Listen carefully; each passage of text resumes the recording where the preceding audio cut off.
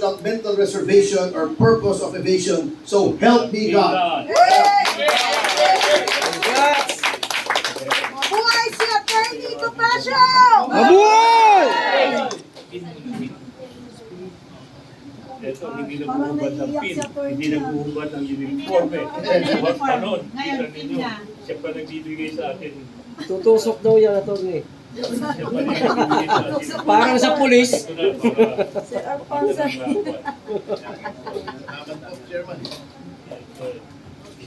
Gwapo na attorney, oh. Siyempre. Gwapo na si... Senator yan. Yes! Sa kursi. Parang sila gwapo. Kayo muna, kayo muna. Kayo muna dalawa. Kamay muna kayo. Kamay, Okay, kamay. picture. Dalawa. Teka, teka. Yung kamay wala pa. Kamay. Kamay. Okay, media picture. Okay, dalawa muna kayo. Okay. Meron po. 5, 3, 2, 1, go. Okay. Okay, thank you. Okay, with the PDP officers po. Tapos natin, para sila doon na to. PDP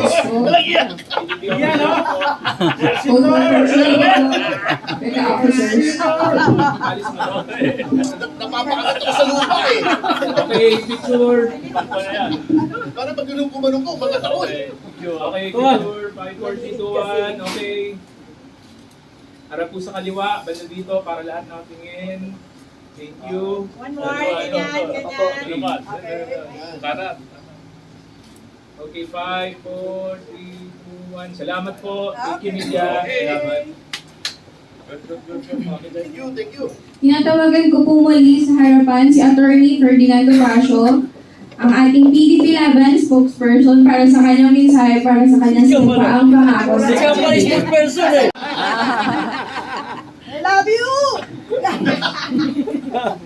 Magandang tanghali po sa inyo lahat.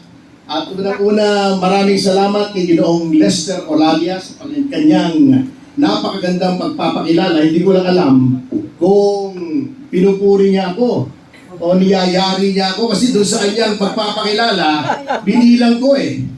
5 beses niyang sinabi yung maliit, yung word na maliit. Aray ko. Bago meron pang down to earth. Oh. Hindi ko alam kung sinasadya eh. Anyway, alam niyo po, just to be very brief because I know we're all looking forward to hearing dito sa ating batang-batang magiging Bulacan chairman, si Ginoong Jan Racal.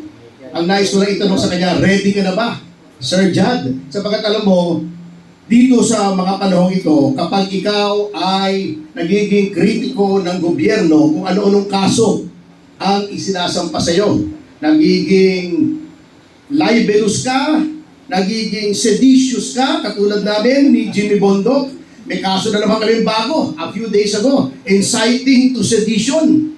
Sabi ko, kung inciting to seduction, baka maniwala ko sila eh. Pero inciting to sedition, mahirap yan. Oo, kita nyo naman ang nangyari kay Leandro Leviste. Naging kritiko lang ng gobyerno, pinatawa na ng multang 24 billion. Iimbestigahan pa ng ombudsman. So, napakahirap po. These are dangerous times for the political opposition. Sapagkat ibang klase po talaga itong pamahalang ito.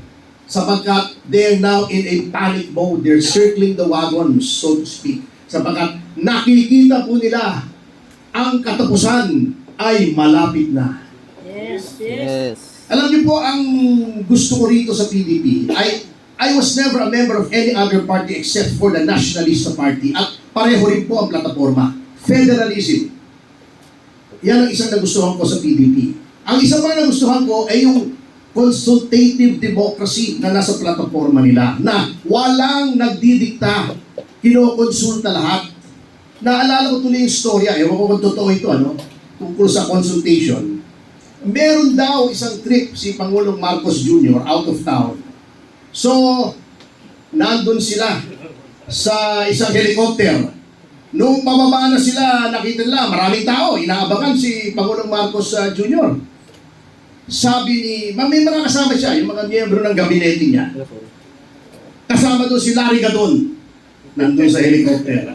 Sabi ni Larry Gadon, Mr. President, Meron akong 1,000 pesos dito.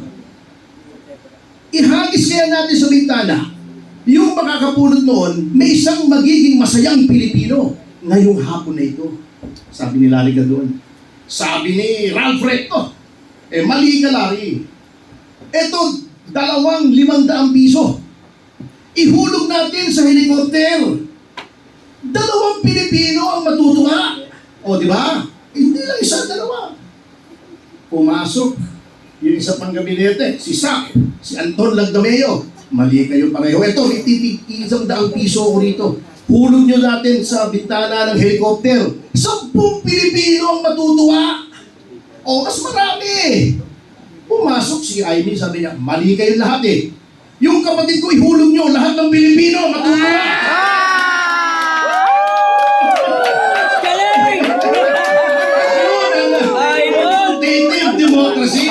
Inukonsulta kung sino mas maraming matutuwa. Kaya ako ay nagaganap na rin. Ayos! Ending naman to. Okay, tawag din attempted murder.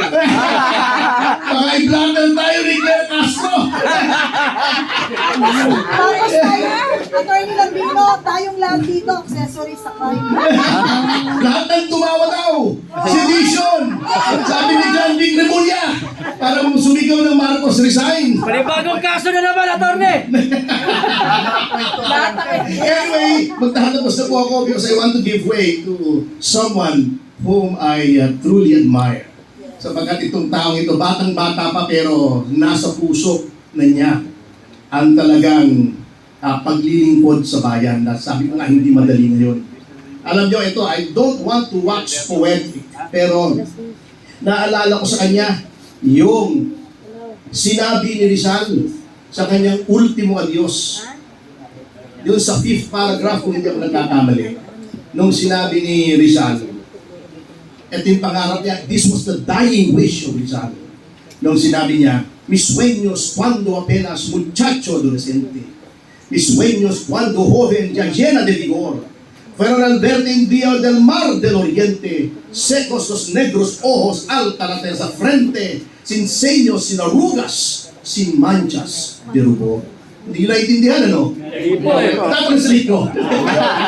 Sabi niya, the dream of my life, my ardent life's craving, is to see you one day, O pearl of the Orient seas, riding high with freedom blowing in thy breeze, without fear, without doubt, without any trace of shame. Ito mga ganitong tao ang magbubura ng kahihiyan na nararamdaman nating lahat pagka sinasabi natin ngayon, lalo na sa ibayong dagat, ako'y Pilipino, iba yung tingin sa inyo natin ngayon eh. Napakasama ng tingin sa mga Pilipino ngayon, hindi katulad ng panahon ni Tatay Digong, na pag sinabi mong, ako'y Pilipino, President Duterte. Ngayon, ako'y Pilipino. Iba tingin talaga.